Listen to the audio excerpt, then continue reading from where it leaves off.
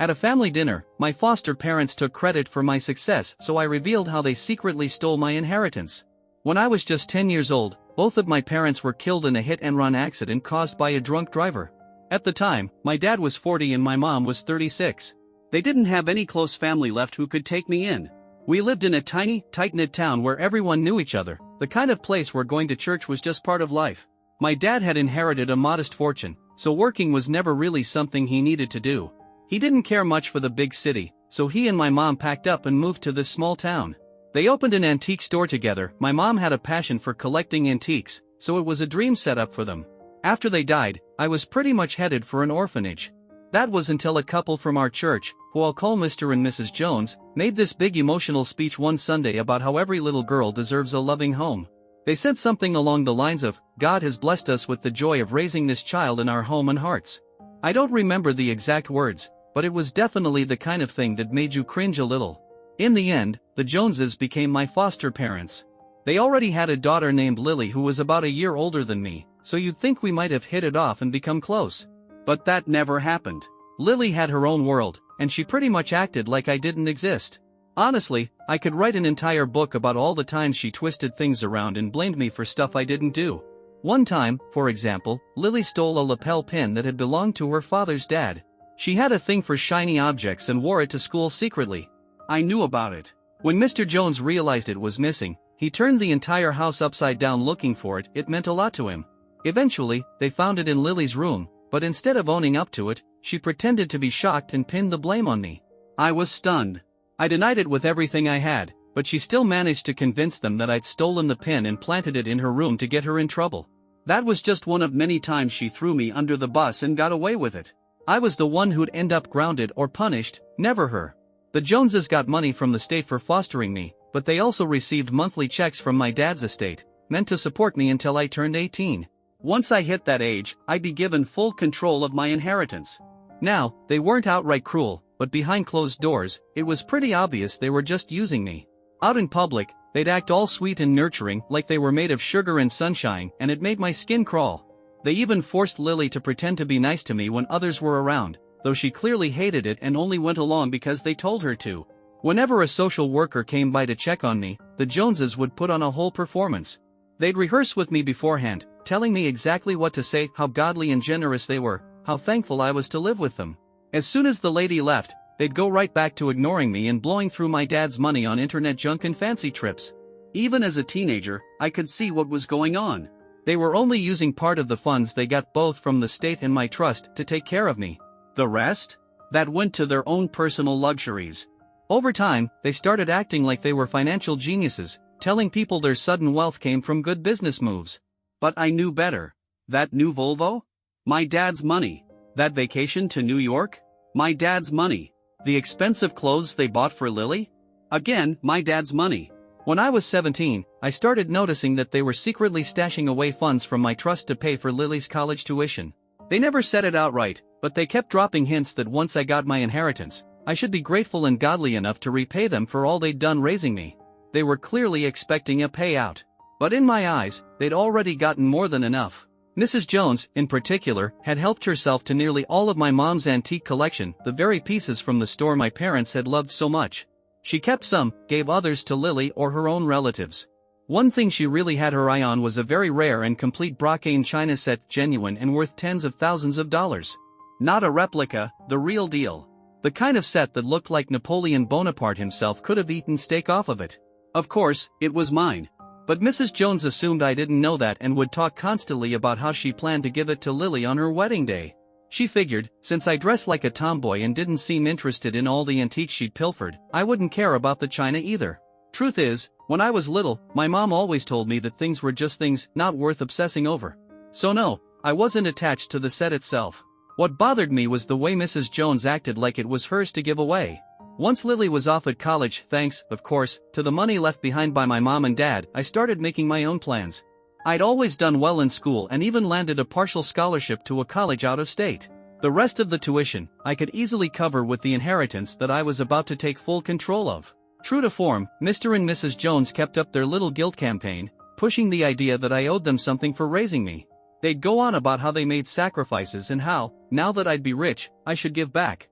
I never agreed, never argued either, I just smiled and kept quiet. But behind the scenes, I was keeping track. Every single quarterly bank statement from my trust, I requested a copy from the bank. The Joneses never shared those with me, but the bank had no issue providing a full yearly breakdown. By the time I turned 18, I tallied up everything and I estimated that they had misused or outright stolen over $200,000 from my parents' estate. And that's not even counting the money they got from the state for fostering me. I honestly believe the Joneses had more than helped themselves to what was supposed to be my inheritance. Over the years, I started keeping track of every major thing they bought that clearly didn't match up with what a housewife and an insurance salesman could afford. We're talking about things like a $50,000 brand new car, paid in full. Then there was a used luxury car they bought for Lily, it cost over $118,000, also paid in cash. They took lavish trips to places like Hawaii and New York, and even made generous cash donations to the church, all while pretending they were just incredibly charitable people. But I knew better. It was all done using my parents' money. I kept a detailed record of everything in a neat little 3-ring binder, tucked away safely. Around that time, I started making plans to move out and head to my college campus. I didn't have much to pack, most of what was in that house wasn't really mine anyway, and I had no intention of ever coming back. Not unless they offered a real apology, which I knew wasn't coming. The Joneses knew I was leaving, but they didn't even bother to say goodbye. I think they just assumed I'd come back eventually, with my inheritance in hand, to give them what they believed they were owed. I decided to wait until the church's annual antique sale extravaganza, which was just 3 days away. Like they did every year, the Joneses donated a bunch of stuff, most of it little trinkets and knickknacks that had once belonged to my parents. Technically, they were mine. But that never stopped the Joneses from giving them away and soaking up the praise like they were the generous ones. While they were off on another one of their shopping sprees, again, probably funded by what was left of my inheritance, I quietly packed up the china set that had belonged to my mom. I took it with me when I left for college. On my way to campus, I made a planned stop at an antique shop I'd researched in advance. It was a reputable place, and I knew they'd understand the value of what I had. Thankfully, they did. I sold the set for a fair price and had the funds transferred directly to my bank account, the one that only I could access. As expected, Mrs. Jones lost her mind when she realized the china was gone. She called me, absolutely furious, demanding to know what happened. I calmly told her I'd sold it. That's when she exploded, yelling that I had no right to do that, and that it was meant to go to Lily. I told her point blank that it was my mother's, and my mother left it for me. There was no reason Lily deserved to have it. Mrs. Jones went off, accusing me of being ungrateful and selfish, after all they'd done to raise me. I actually laughed when she said that. Then I told her she'd be hearing from my lawyer very soon. She tried to press me, asking what I meant by that, but I hung up. I knew a storm was coming for them, and this time, they weren't going to see it coming. You see, I had already sat down with the attorney who handled my parents' estate. We had gone over everything, every misused dollar, every item taken, every shady decision the Joneses made. And most of it? It was illegal. A week later, the Joneses received a package in the mail, sent via registered delivery, so I know they got it. Inside was my binder, filled with years of bank statements and a detailed list of all their extravagant purchases. It also came with a letter from my attorney, warning them that if they ever contacted me again asking for money, they'd be looking at a formal bill and a court date. And that was that. From then on, I didn't hear from the Joneses or Lily for a full 7 years, and that was by choice. I kept them out of my life completely. Then, about 6 months ago, something unexpected happened. Lily reached out to me on Facebook. I'd blocked her years ago, but she must have made a new account. In her message, she said she was married now and expecting her first child. She talked about how she'd been thinking a lot about family and admitted she regretted the way she treated me growing up. She said she knew she'd caused me a lot of pain and wanted to reconnect, not because she wanted money, but because she was truly sorry. Reading her message, I felt something shift. It was hard to believe at first, but there was a part of me that wanted to hear her out. I messaged her back, cautiously, letting her know I was hesitant but that I'd read what she wrote. Little by little, we started talking again, nothing too deep at first, just sharing small pieces of our lives. I told her about med school and all the obstacles I'd overcome to become a doctor. Lily opened up too. She talked about her pregnancy, her nerves and excitement about becoming a mom, and what her marriage was like. As the weeks passed, our conversations became more real, more honest. We started talking about the past, the painful parts, and tried to make sense of it all.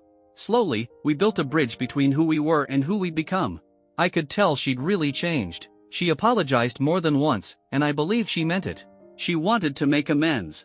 And eventually, I felt like I could let go of the anger I'd held onto for so long. So when I graduated earlier this year, I did something I never thought I would. I invited her to the ceremony. To my surprise, she showed up. It had been 7 years since we'd seen each other in person. She was glowing. Pregnancy will do that, and when she hugged me, it actually felt warm and sincere. I congratulated her on the baby, and for a moment, we just stood there, taking it all in. That day, I met her husband Kyle for the first time. He seemed like a decent guy, level-headed, supportive, good for her. We ended up spending the evening together, catching up, sharing memories, laughing here and there. There were a few awkward moments too, but overall, it was healing. Somewhere in the middle of it all, she apologized again, face to face this time. She acknowledged everything she'd done to me growing up, and this time, the words hit differently. They felt real. And right then, I told her I'd moved on. I told her I appreciated the effort she was making, and that forgiveness, for me, wasn't just a gift to her, it was something I needed too. A release. And in that moment, something inside both of us seemed to shift. We took a bunch of pictures together that day, and Lily ended up posting some of them online. That's probably how Mr. and Mrs. Jones found out that Lily and I were back in touch. About a week later, Lily called me again, and I could tell right away she was excited. She said her parents, Mr. and Mrs. Jones, wanted to speak to me.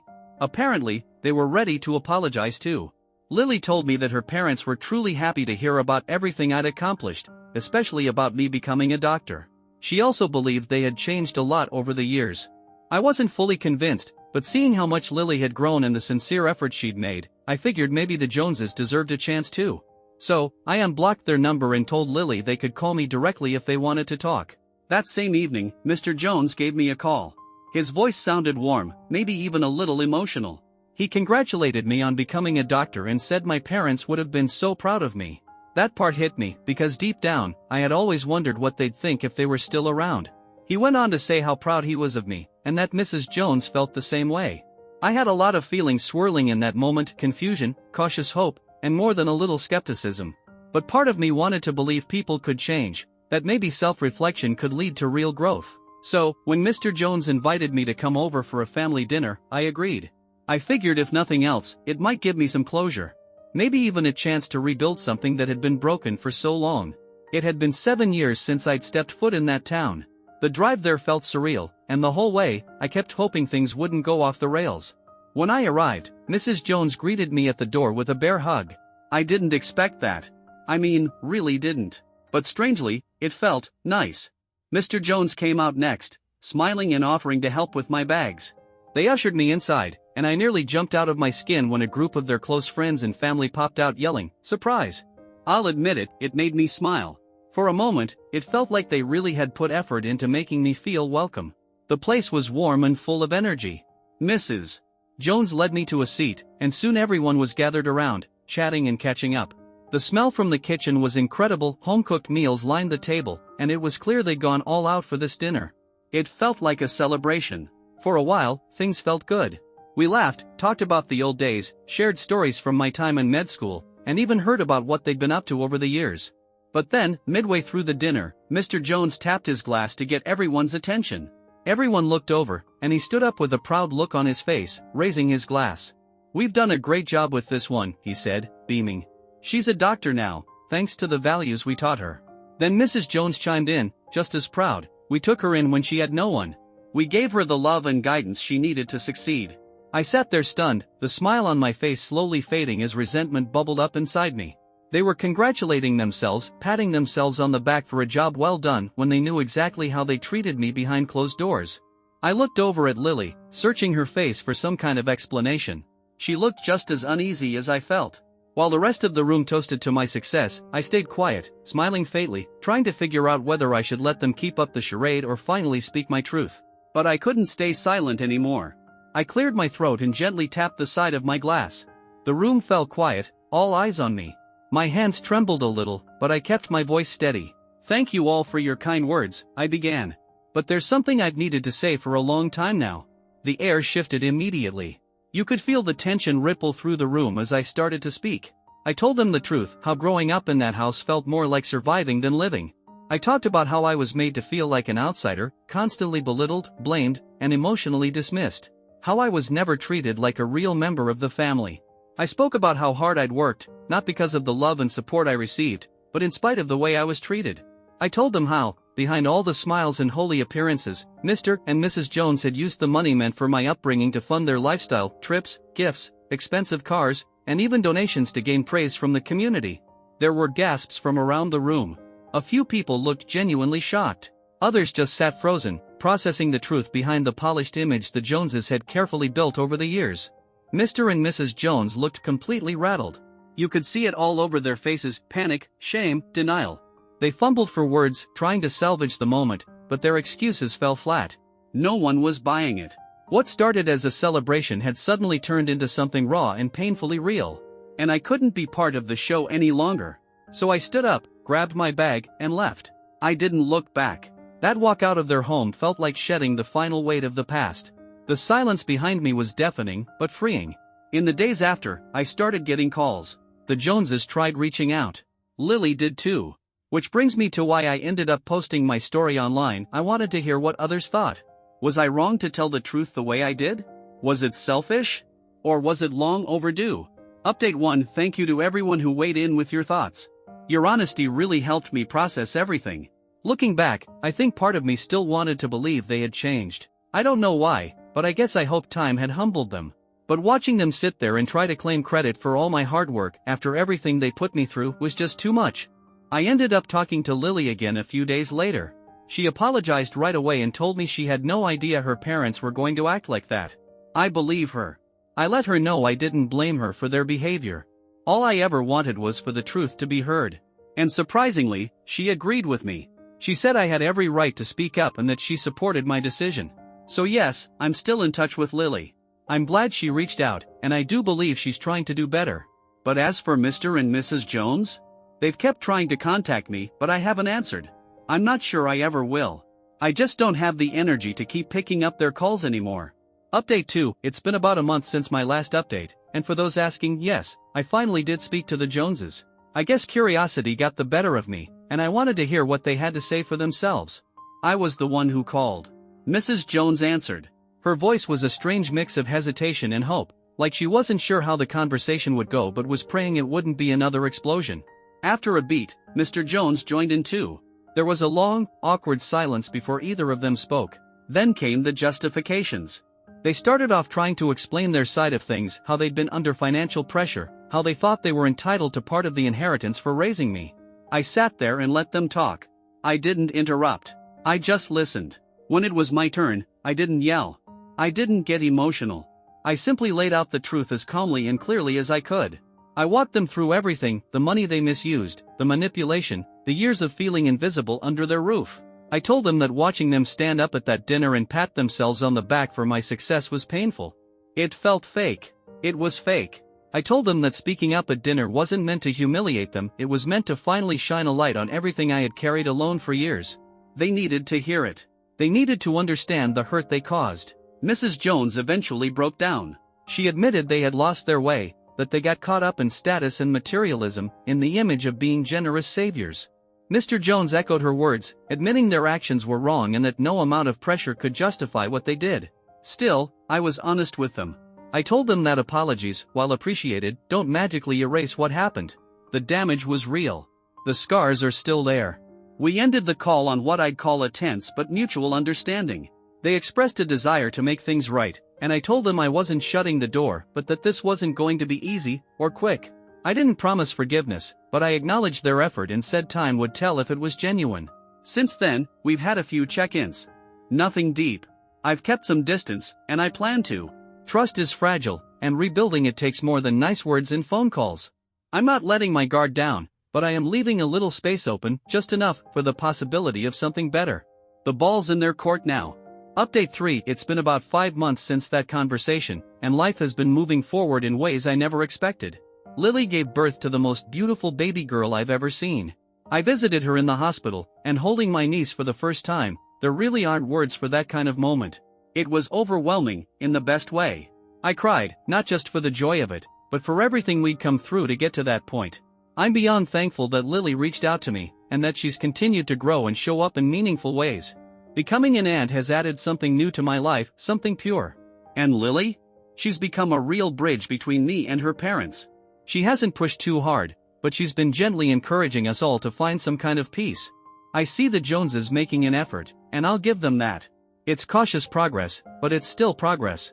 As for me, on a personal level, I've started therapy. It's only been a couple of months, but even that short time has made a difference. I'm slowly peeling back the layers of pain and learning how to make peace with my past instead of just burying it. Healing isn't fast, but every session brings a little more clarity, a little more strength. Professionally, things have been going well. My career as a doctor is taking off. Everything I went through in med school and residency, the pressure, the sleepless nights, the emotional toll, it made me tougher, more grounded. I know what I'm capable of, and I've come out the other side stronger. I'm cautiously optimistic these days. I'm learning that family isn't just about blood or shared history. It's about effort, trust, growth. And even though it's been a long, winding road to get here, I'm proud of who I've become and open to whatever's next. For now, I'm focused on living my life on my terms and building connections that are real, honest, and earned.